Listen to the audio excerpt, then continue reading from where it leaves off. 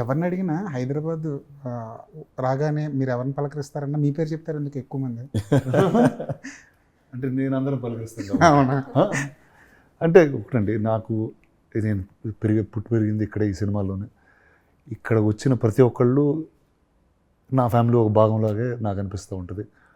And cinema అనేది మా అందరికన్నా చాలా గొప్పదని నమ్ముతాను. అది నా సినిమా అయినా ఇతరుల సినిమా అయినా ఎవరన్నా కొత్త ప్రయత్నం చేస్తే ఖచ్చితంగా నా వంతు ఏం చేయగలుగుతానో అది చేయాలి.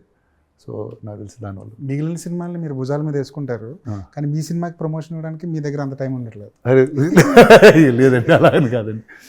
అండ్ ఒకటండి, ఈ సినిమా ఒక చాలా ఎలా చెప్పాలంటే ఎప్పుడు మేము ఇలాంటి ఒక ఎక్స్పీరియన్స్ అయితే మేము అవ్వలేదండి. ఎందుకంటే ఇది ఒక జానర్ బెండర్ అంటూ ఉంటారు. అంటే ఒక జానర్ సినిమా అనుకుంటూ వెళ్తాం, దాని తర్వాత అది ఇంకో జానర్ కింద మారుతుంది.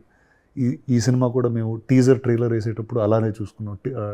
దుల్కర్ గారి బర్త్డే రోజు ఒక చిన్న టీజర్ వేసాం, అది ఒక మూడ్లోకి వెళ్తూ ఉంటుంది.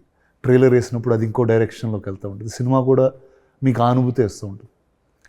అండ్ సెల్వ గారు ఎలాంటి ఆయన అంటే ఆ డైరెక్టర్, ఆయన అట్మోస్ట్ క్లారిటీతో రాస్తారండి కథ. అండ్ కథ ఫుల్గా స్క్రిప్ట్ అవ్వక ముందే ఆయన కథ చెప్పే విధానమే ఒక పుస్తకం మీరు చదివితే ఎలా ఉంటుందో అలా ఉంటుంది. అంటే చెప్పేది కూడా 5-6 గంటలు చెప్తాడు మినిమం. టక్కని కథ చెప్పంటే చెప్పడు ఆయన. ఈ కథ ఎన్ని గంటలు చెప్పారు? ఈ కథ నాకు కొంచెం ఫాస్ట్గా చెప్పాడండి, ఈయనకి అసలు వేరే లెవెల్ డీటెయిలింగ్ వెళ్ళాడు.